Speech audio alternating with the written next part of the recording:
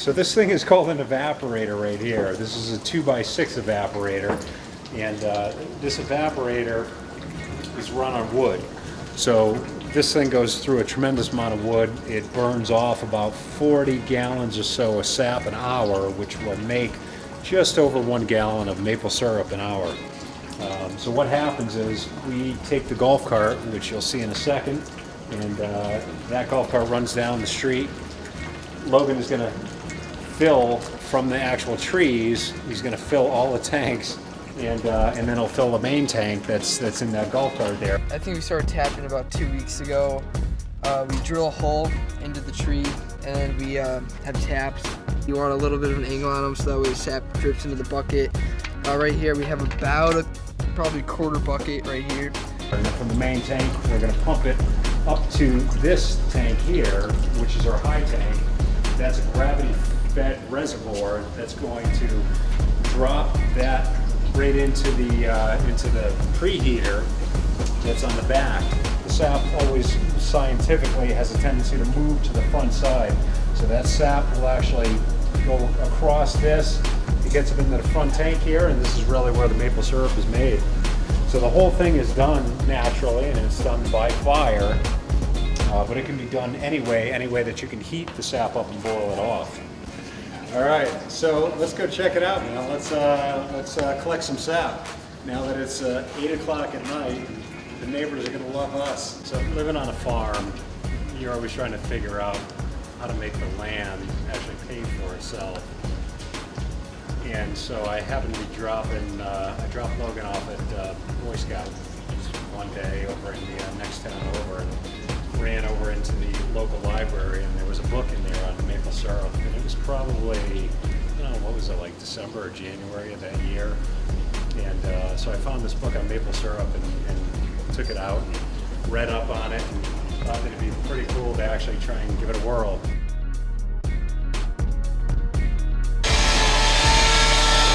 Wait for this thing to fill up again.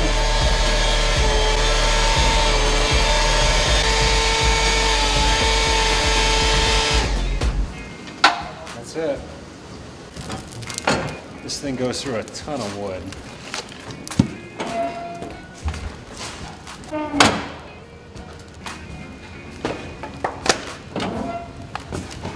So I came back home and started looking around the property, and of course there was no sugar maples at all. So I ended up finding them on the neighboring property, and the guy was a super nice guy, a French Canadian from Maine, and his family used to tap when they were younger, and so he was thrilled to death. Said absolutely. So we go over there. From another friend, I borrowed some taps, and go over to this guy, and we tapped his trees, and then of course we had nothing to be able to boil this stuff off. So we had no pot that was big enough. We ended up borrowing his lobster pot, and he had a turkey fryer on it as well. So we picked that up and took that back, and I think we took in 65 gallons, maybe 84 gallons of maple syrup, or of maple of sap that year. So we took in 84 gallons of sap that year. And then off of that 84 gallons, we made probably about 2.2 gallons of maple syrup that year. Doing it on a turkey fryer was incredibly painful, and it was incredibly labor intensive. It probably took, I think I spent outside, Logan, about 60 hours of my time trying to make that maple syrup. And it was probably the best 60 hours of my time. I do a little bit of paperwork and then go outside and check the maple syrup and see how it was doing. It was just a super inefficient system. We went through probably 3 full tanks of propane trying to make that 2.2 gallons of maple syrup. So if you do the math on that, that's probably about $60 in propane.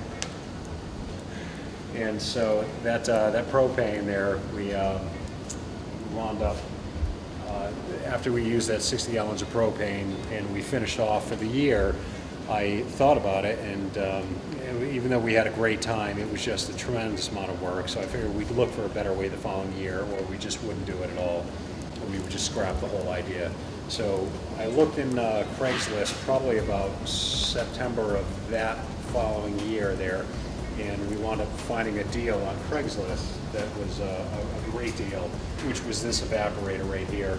I was actually looking for a 2x2 evaporator that's really only this size right there, and we wound up finding this unit right here. We got a really good price. I wrote the guy a long letter, explained to him what we had done the previous year, and I was doing it with my son, and it was a heartfelt letter. I sent it off to the guy, and the guy loved the idea, and so he cut his price in half, and we wound up scoring this thing. Now here we are in our third year. So the first year was the turkey fryer, the second year was doing this, and in that second year, how many gallons of maple syrup did we make that year?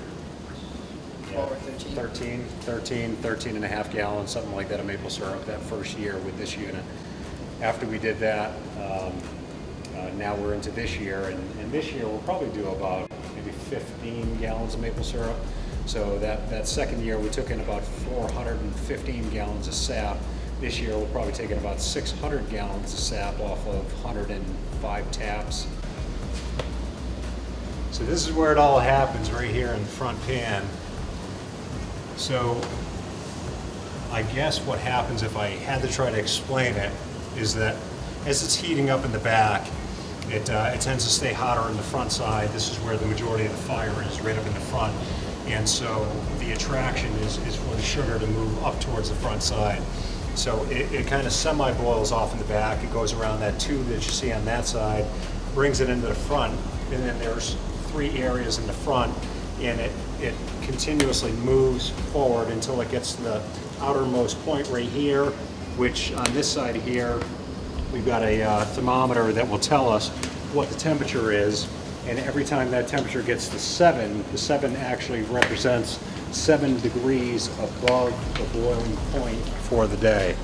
So that would be 219 degrees, and that's basically when syrup becomes maple syrup. 19 degrees, we're gonna take a little syrup off there. And it comes out of there, it's pretty hot.